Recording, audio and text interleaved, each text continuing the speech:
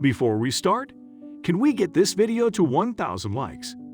Please hit the like button and subscribe to the channel. When 86-year-old Ray fell ill, his granddaughter Macy was the only person who could take care of him. Not that he wanted to be a burden, but Ray had no other family left who could assist him. When Macy refused, he was deeply disappointed, in large part because he wanted to have family close by as he went through his final days. But he understood Macy was young. It was hard to put her entire life on hold to care for an old man. Ray then checked himself into a hospice, where he passed away peacefully a few weeks later. Macy had no idea what her late grandfather Ray had planned for her.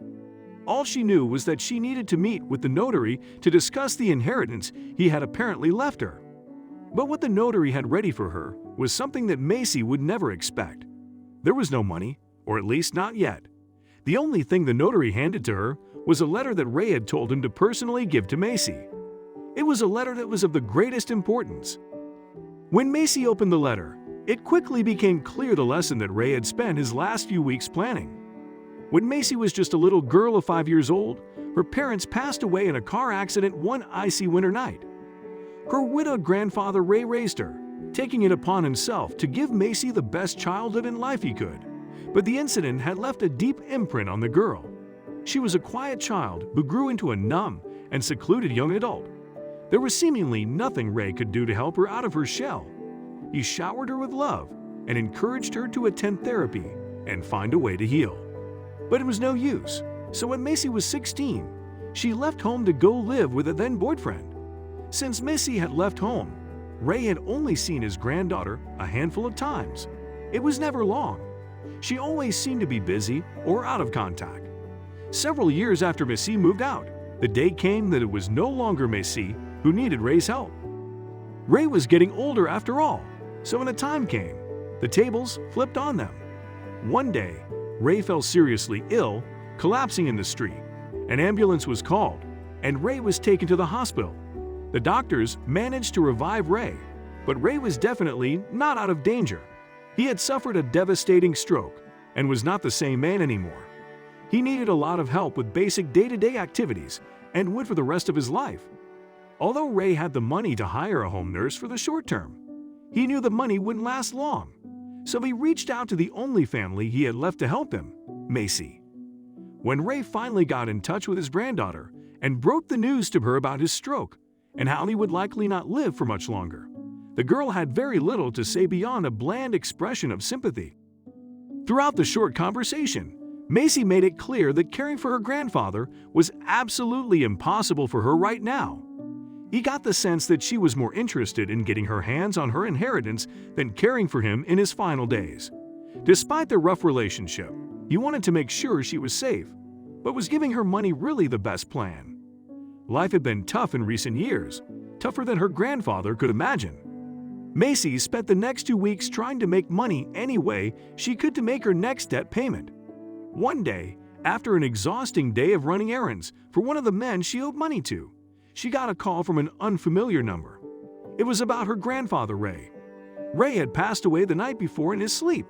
He was weak and alone at the time, but comfortable and not in pain. Macy didn't know what to say. The hospice nurse on the phone assured Macy that Ray had already arranged his own cremation.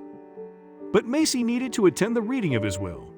Macy waited nervously to hear what inheritance her grandfather had left her. She knew Ray wasn't necessarily a rich man, but any money he might have left to her would help aid her in escaping her department. But the notary had a big surprise for her when he read out the will. Ray had not left Macy any money. She wouldn't be walking away with a single penny, at least not yet. Ray had left a note listing Macy's conditions to have the inheritance released to her. The notary had been told he had to personally hand the letter over to her. The letter contained a list of companies. These were jobs that Ray had sent Macy's CV to and had asked her to come in for an interview there. Ray wanted to give his granddaughter a chance to work for her money instead of handing it to her. A long-term solution rather than a short-term one. That was his parting gift to her and a very wise lesson to teach. Ray started in the letter that she could not let the notary know anything about what was written here, as he had no idea about the money and could never know. As Ray was not planning on giving it to Macy in a legal way, He wanted her to have it, but it would be complicated. In reality, the notary knew exactly what Ray had been planning and what was written in the note. He was part of Ray's plan and was tasked with putting Macy on the right track. Ray wanted to make Macy think that no one else knew what was happening. He had a plan. In a letter, Macy was only told that she needed to go to Ray's old home. There was no key in the box, but there was a code at the bottom of the letter that she was supposed to use to get in. There had to be something at the house, but could it really be that easy? Could the money really have been there all the time? According to the letter, she had to look in the place that had always stayed the same. But seeing as the whole house was taken apart to have Ray continue to live in it, that place might be hard to find. She had to look closely to figure out what might still be the same after all the changes made here. But it did not take long before it hit her. The only place her grandfather had never dared to change was her room from when she lived here. Her room was the answer to everything, and she wondered just what she might find when she opened the door. It had been a long time since she had been here. When she opened her bedroom door, Macy immediately knew she was right in her assumption. As on the bed, there was a large suitcase. As Macy was looking for something in the room that she could use to break open the suitcase, Macy suddenly heard sirens go off outside the house. There was definitely something going on out there. It was hard not to place those sirens when she heard them all the time around her house. There were police outside the house, and she was just praying they were not here for her or this house. It all had to be for something else because she hadn't done anything wrong. But it did not take long before she started to hear beating on the front door. She had to escape, and preferably with a suitcase full of money. But how was she going to do that?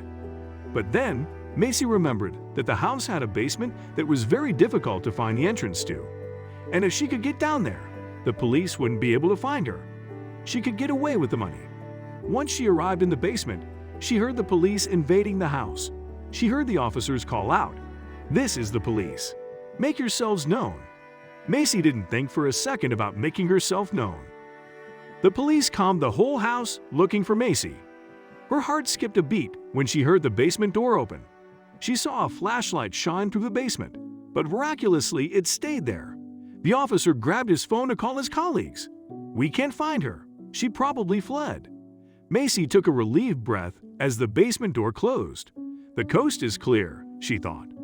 When she turned on the light in the basement, Macy's mouth fell open in surprise. On the other side of the room lay her grandfather. He was still breathing.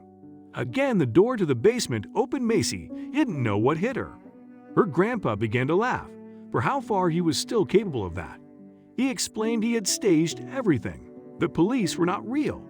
He had hired actors to show her how she had been living lately, hoping she would feel guilty about it. Her grandfather continued his story with the notary public in on the plot. He asked Macy to open the suitcase she was carrying. Macy opened the suitcase, and to her surprise, she had been carrying a suitcase all along that was full of old newspapers. Macy felt the ground sink beneath her feet. How could her grandfather do this? At first, she became angry, but after a few minutes, she began to see for herself that she had not acted correctly over the past few years. She should never have treated her grandfather this way. Macy decides to take good care of him during the years her grandfather is still alive. She has learned her lesson. Thanks to her grandfather's lesson, she now uses the time she has left with her grandfather to get her life back on track. She would never abandon her grandfather again.